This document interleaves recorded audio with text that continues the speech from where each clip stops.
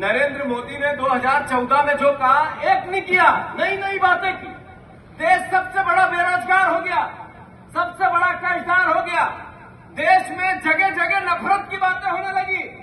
400 500 साल पुरानी कब्रें निकाल निकाल के आज के भविष्य को बिगाड़ने का भारत बना दिया। फिर भी कांग्रेस का कार्यकर्ता परिवार, उसकी विचारधारा नहीं जागे तो कौन जागे? अरे प्रदेश में 25 साल से बीजेपी की सरकार है, उसके बाद भी भारतीय जनता पार्टी की करप्शन, सोने की ईंटें इनोवा में मिली। 10 करोड़ रुपए इनोवा में मिले। इनोवा कहां से चली और कहां रुकी, किसके घर से निकली, नरेंद्र मोदी का नया भारत नहीं पकड़ पाया। नरेंद्र मोदी जी के नए भारत ने भूपेश बघेल जी के यहाँ 3 दिन पहले ईडी की रेड डली, और आज जब हम बात कर रहे तो 500 कर्मचारी इनकम टैक्स के लगे हुए हैं। पिछले 10 साल में नरेंद्र मोदी जब से आए 4000 ईडी की रेड डली, छोटी बड़ी 4000। तो पे गिलेटियाई 2 को मतलब सजा मिली, आरोपी घोषित हुए, पर एक भी बीजेपी के आदमी पर नहीं डली। सब कांग्रेस विपक्ष अलग अलग लोगों पे डली। बीजेपी के सारे पवित्र लोग दिखे, एक पे भी नहीं डली।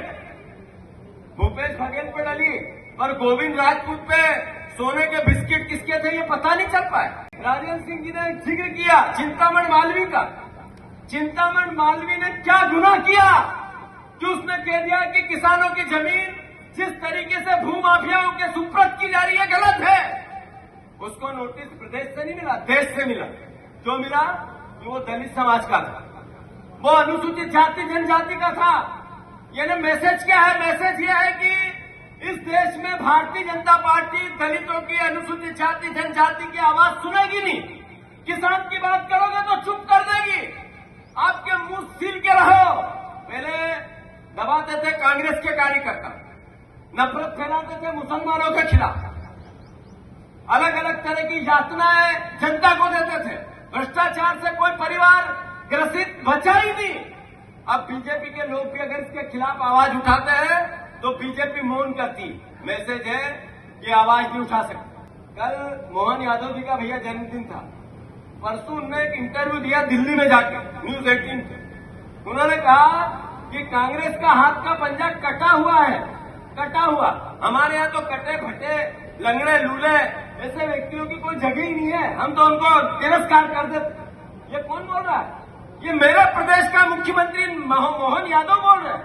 यानी जो दिव्यांग है, जो जिनको कोई शारीरिक दंड मिल गया, किसी ने कोई छोटी मोटी चूक रह गई, क्या ये हमारे हाथ में है? इंसान के हाथ में है?